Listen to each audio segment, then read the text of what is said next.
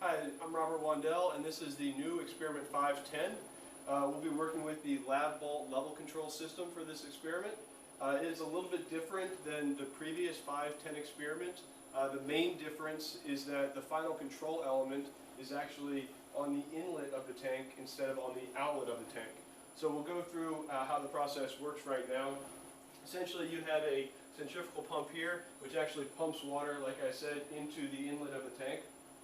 So we have this line here, which goes to our rotometer. Now, as you can tell, there is no knob on this rotometer. All it can do is measure the amount of flow. So actually, how we adjust the amount of flow going into the column is actually by varying the percentage of power that we give to this pump.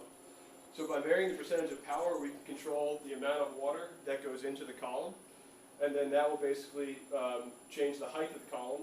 Now, the only thing that determines the flow rate out of the column is actually the column of water inside the column. There is no actual control element at the bottom of the column.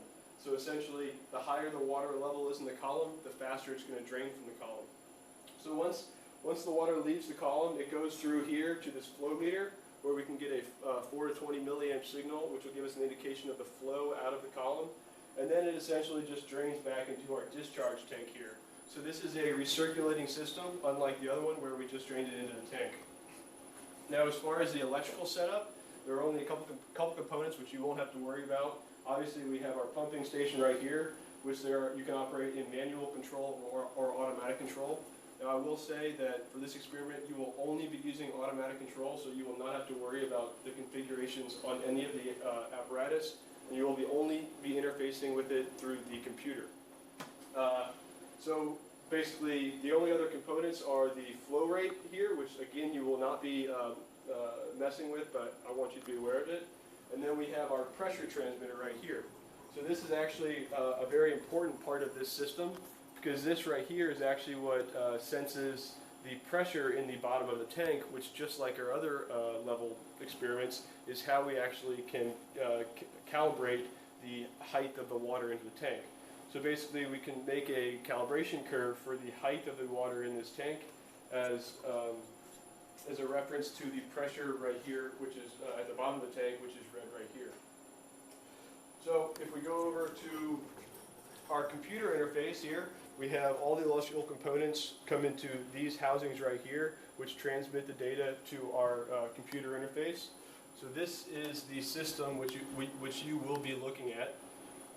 Now, when you come into the lab, it will already be set up and running at steady state, essentially, which means that I have already calibrated the pressure transmitter, so the low value, the 0% level, will be somewhere around the bottom of the tank, and the 100% set point will be around the top of the tank.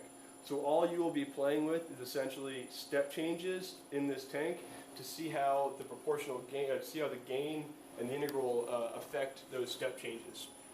So to make a step change, first we want to make sure that this is in auto mode. So again, you will always be operating it in auto mode.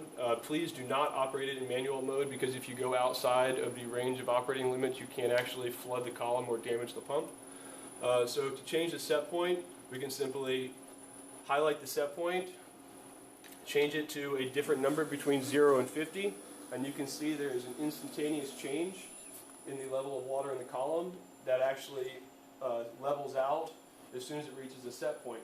Now, obviously, how it reaches that set point is based on the gain and the integral, which is what you will be playing with here in this experiment.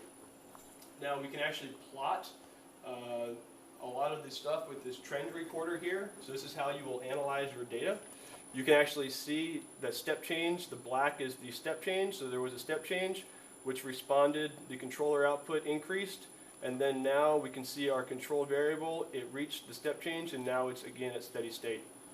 So you'll be playing with how we can actually change the tuning constants. So by playing with the proportional band here and the integral time here, we can actually change how the system reacts when we make a step change in it. So you will get to play with those things and hopefully become very familiar as we do the experiment. Now, a couple emergency precautions. Basically, as far as emergency shutdown goes, we just want to cut power to all systems if anything happens. The easiest way to do that is there is a main power switch in the back here. And also, if we want to completely drain the column, we can simply turn off the pump, which will cause all the water in the column to drain out. So if anything bad happens, essentially turn off all the power, step away, and ask for a lab assistant or Mr. Chrysler. Thank you.